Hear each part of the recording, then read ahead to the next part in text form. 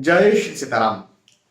एक सज्जन ने मुझसे कुंडली विवेचन करवाया, अपने सुपुत्र की कुंडली का विश्लेषण करवाया और उन्होंने मुझसे एक प्रश्न किया, बड़ा गंभीर प्रश्न किया। बड़े डरे हुए थे वो इस बात को लेकर के कि सर, मेरे बच्चे की कुंडली में शुक्र और सूर्य की युति है।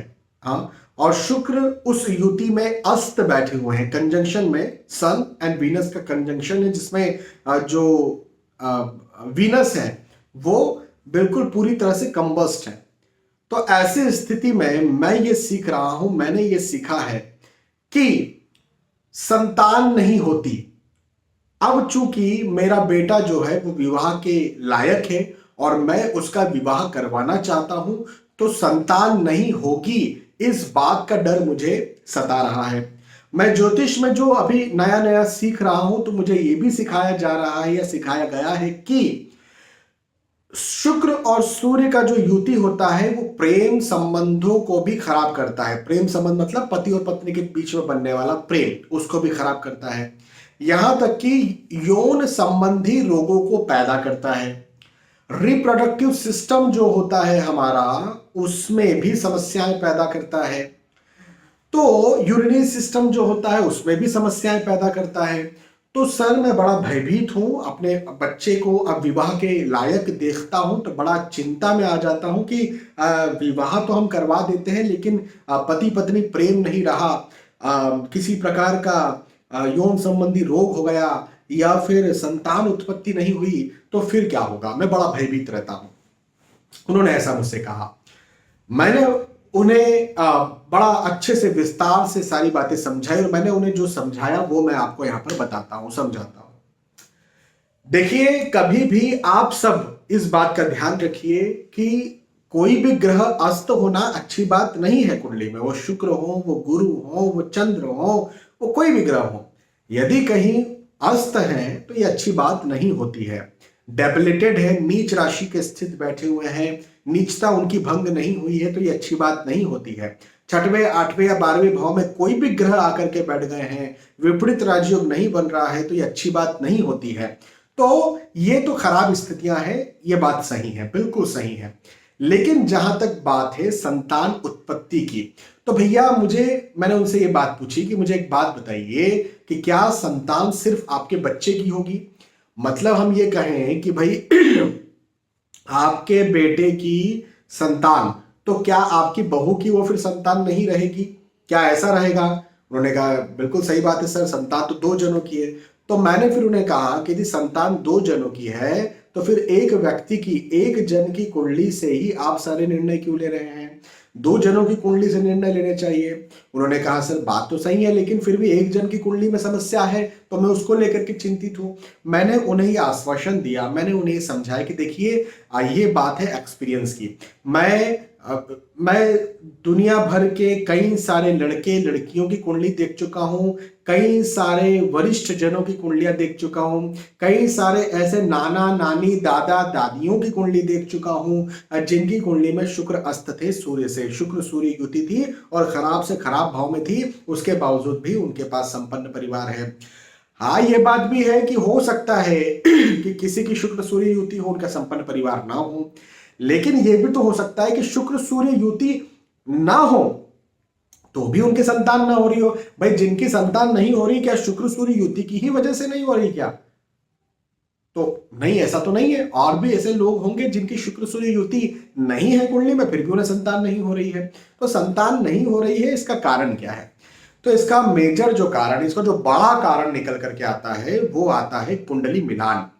देखो, पति और पत्नी दोनों की चूंकि संतान है और संतान एक भाग्य है, संतान कर्म नहीं है, संतान मेहनत नहीं है, संतान परिश्रम नहीं है। यदि संतान कर्म होता, संतान मेहनत से पैदा होती, कर्म से पैदा होती, परिश्रम से पैदा होती, तो फिर इतने सारे आईवीएफ जो सेंटर चल रहे हैं और ये करोड़ों कमा रहे हैं पूरे विश्व भर में, ये करोड़ों नहीं कमाते। कोई भी कर्म करके संतान पैदा कर देता, कोई भी मेहनत करके संतान पैदा कर देता, संभोग करके संतान पैदा कर देता, लेकिन ऐसा नहीं है। संतान जो होती है वो भाग्य से होती है, इस बात पर मेरी विश्वास रखिए। और जो भाग्य है वो 2 का बनता है, पति पत्नी का बनता है।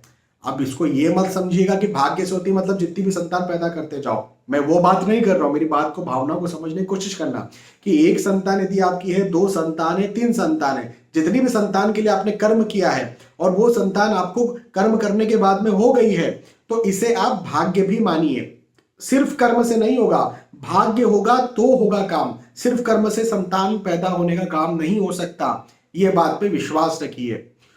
अच्छा, तो मैंने उन्हें समझाया कि देखिए पति और पत्नी दोनों का भाग्य यहां पर मिलना जरूरी है, और मैं आपको यह आश्वासन देता हूं, यहां तक कि मैंने उन्हें गारंटी भी कही, गारंटी देकर के बात कही कि यदि भले ही आपके बच्चे की कुंडली में शुक्र अस्त है और यदि आपने कुंडली मिलान करवा करके विवाह करवाया है, तो पति और पत्नी मतलब आपके बहू और बेटे में प्रेम भी रहेगा, बहू और बेटे के बच्चे भी होंगे और आपके वंश को आगे बढ़ाए ऐसी स्थितियां भी होंगी, और साथ ही साथ आप जो बोल रहे हैं कि यौन संबंधी रोग पैदा हो जाए तो उस लेवल पर नहीं होंगे जिस लेवल पर पति पत्नी का जो रिलेशन है वो खराब हो।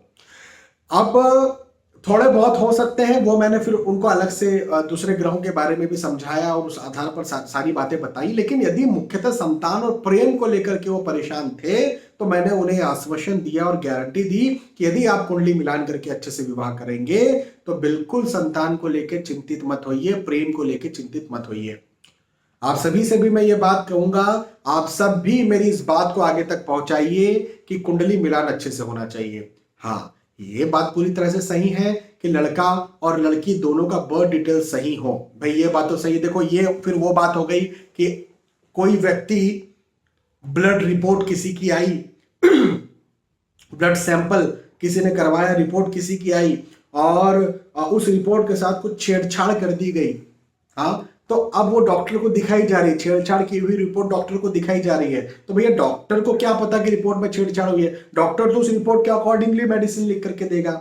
यदि किसी की रिपोर्ट में हीमोग्लोबिन बहुत कम है ना, लेकिन छेड़छाड़ करके उस हीमोग्लोबिन को बिल्कुल बराबर अच्छा कर दिया, तो यदि अच्छा कर दिया तो डॉक्टर कम हीमोग्लोबिन की मेडिसिन लिख के ही नहीं देगा ना। अब क्या कर सकते हैं इसका? तो ऐसी स्थिति में पहले नंबर पर तो आप ये तय करिए कि कुंडलियां जो हैं वो सही हो, और यदि कुंडलियां 2 जनों की सही हैं और कुंडली मिलान यदि हो रहा है, अच्छे से मिलान हो गया है, गहराई से मिलान हो गया है, तो मैं गारंटी देता हूं कि संतान तो संतान, लव, अंडरस्टैंडिंग, चरित्र, बिहेवियर, आयु, उम्र लंबी होना, दोनों पति पत्नी की आयु लंबी होती है। जब कुंडली मिलान अच्छे से होता है ना, तो पति पत्नी की आयु लंबी होती है।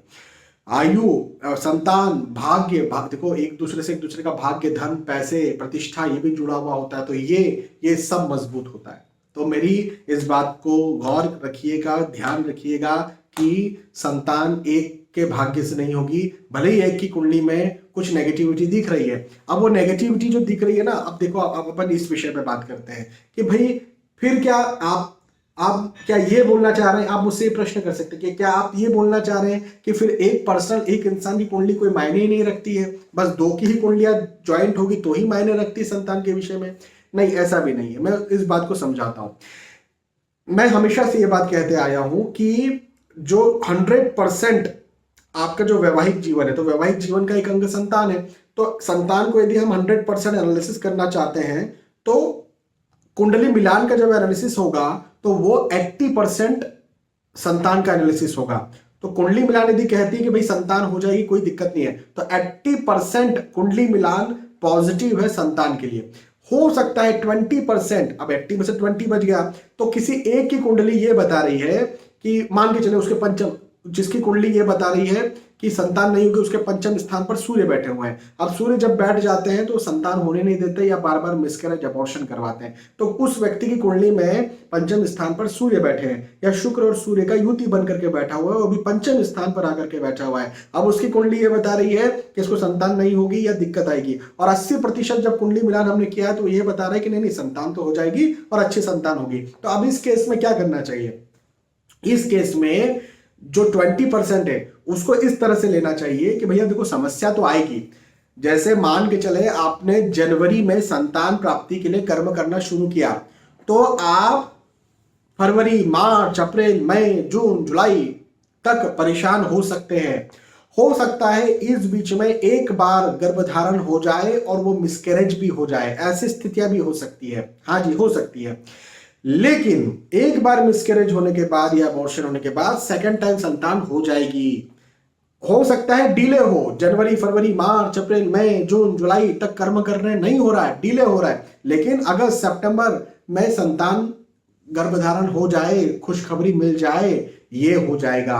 तो डिले हो सकता है या एक बार का मिसकैरेज हो सकता है यदि किसी एक व्यक्ति कुंडली में ज्यादा ही बड़े दोष बने हुए तो। लेकिन इसका यह मतलब कतई नहीं है कि उसको संतान नहीं होगी। आप समझे, मैंने सारे केसेस पर आपको यहां पर स्टडी करके विस्तार से समझा दिया। अब डरने की कोई बात नहीं है, बस आपको कर्म करने की बात है, कुंडली मिलान करके कर्म कीजिए। अगले वीडियो में मैं आपको यह बताऊंगा कि यदि कोई गलत डिटेल दे दे, बर्थ डिटेल गलत दे दे, तो कुंडली मिलान फिर कैसे करेंगे, लेकिन अगले वीडियो में हम समझेंगे। यदि आपको वीडियो चाहिए तो कमेंट करके मुझे बताइएगा। बहुत बहुत धन्यवाद, फिर मिलते हैं। जय श्री सीताराम।